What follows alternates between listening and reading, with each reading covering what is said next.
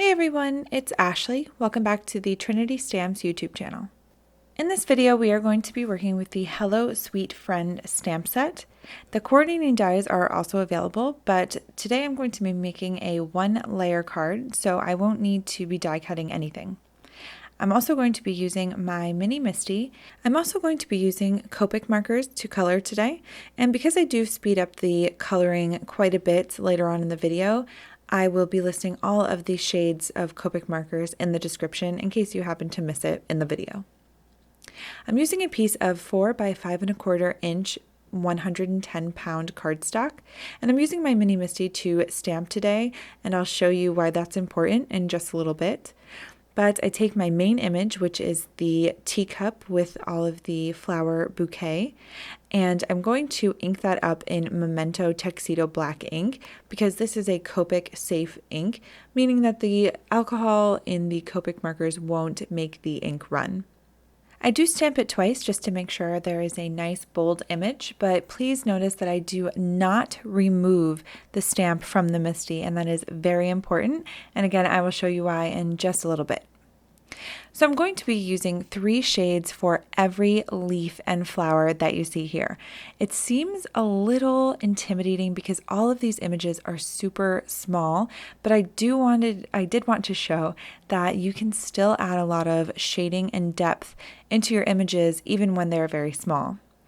How I do this and how I keep all of my images separate and sort of organized into what is flowers and what is leaves is that first I decide that I'm going to map out my leaves. So I want to color all of the leaves that I see. First, I'd like to color the bigger or larger leaves in the image. So I go in with my darkest shade, which at first I decide is going to be YG17, but I actually do switch that up in just a moment and go with YG67, just because after I add the mid-tone and the lighter tone in, I realized that it's just not dark enough for what I wanted. So I just go in with my darkest tone right in the center of the leaf, but I make sure to do this first over every large leaf that is like the leaf that I've colored. And I do this so that I don't miss any spots and I don't miss any leaves. So it makes it very easy to sort of find which flowers are which and which leaves you want to color if you go in and map out the leaves that you color followed by the flowers, or each flower that you want to color a certain color or shade. And this just makes it really easy to keep everything in line and on track of what you've already colored and what you have left to color. So I'm going to go ahead and just put a little bit of music over so that you can watch me color, but I did just want to show you here that it is very easy and still very possible to add a lot of depth to your colored images even when they are very small.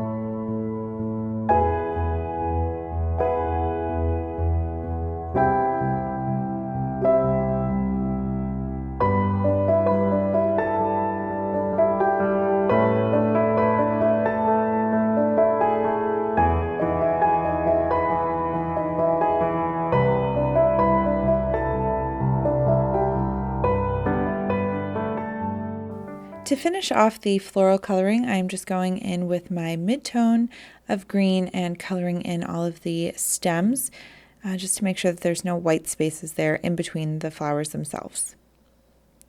For the next step of my coloring, I'm going to go in and color the teacup, and I've chosen a purple shade for the teacup. I want it to be cohesive with the flowers but also stand out a bit, so I've chosen quite a bit of a lighter color. But of course, for the shadow on the teacup, I will be using a darker shade of purple. First, I am going in with my mid-tone of purple or mid-shade of purple, and I'm going to map out where I want my darkest shade colors to be on the teacup. And this is where I think would be the most shadowy part of the teacup itself. And then I'm going to leave the center part of the teacup for my lightest color. Since a teacup is cylindrical, I feel that the shadows would be mostly on either side of the teacup as long as the light source is coming from the center, which is where I imagined it would be. I'm going to be using a mix of W1, W3, W5, and W7 for the shadow. And I don't want my teacup to be floating here on the card, so I'm going to ground it a bit with these colors and use them for a shadow. So I'm going to drag W1 first out to the entire shadow, and I'm going to use my next darkest shade, which is W3, and bring that in just a bit, followed by W5, and finally W7 as the closest shadow color to the teacup and the leaves themselves. I also bring that color, blend it in a little bit with W1 again, just to make sure it all looks cohesive and blended well together. Finally, once I am happy with the coloring and finished, I'm going to put that back into my MISTI. And because I did not remove the stamp from when I first stamped the teacup image, I'm able to ink it up again and stamp over where I've colored. And I just think that this gives a lot of depth to the image itself. It's not a necessary step, but I really think that it helps to achieve a more finished look. I've done this quite a bit with colored pencils and haven't tried it until recently with Copic markers, and I find that it works just as well. I'm going to use a sentiment from the Let Love Grow stamp set, and this sentiment says, "It's your birthday, let me plant one on ya."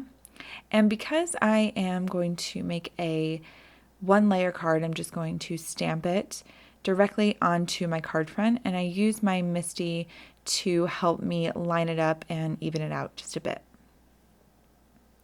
To ink it up, I'm going to use VersaFine Onyx Black ink. This is a very fine detailed ink, and it's my favorite to use for sentiments. I usually only need to stamp once, but it's a good idea to use your MISTI just in case for any reason you need to re-stamp it. Sentiments are extremely difficult to get right a second time on an acrylic block. These three pieces of cardstock I have here are my card front, which is 4 by 5 1/4. This black piece of cardstock is 4 1/8 by 5 3/8, which makes it just slightly larger than the card front. And then we're going to adhere that to an A2 size card base, which is 4 1/4 by 5 1/2. I really love using the black matted backgrounds on very simple cards like this because I think that it adds a lot of interest without taking away too much from the design itself. Just adding that matted background makes it look almost like a piece of art to me, and I think that that's especially appreciated when the card is very simple like this one here. I do use Tombow Mono Multi-Glue to adhere this all together because the margin of error is very slim here because everything is just 1/8 of an inch off. So it allows me a little bit of wiggle room to get everything perfectly centered. Here is the finalized card. I hope that you have enjoyed the video. Thank you so much for stopping by. All of the products used and the link to the store is in the description, as well as my personal blog and YouTube channel if you are interested. Thank you so much again, and I will see you very soon. Thanks. Bye.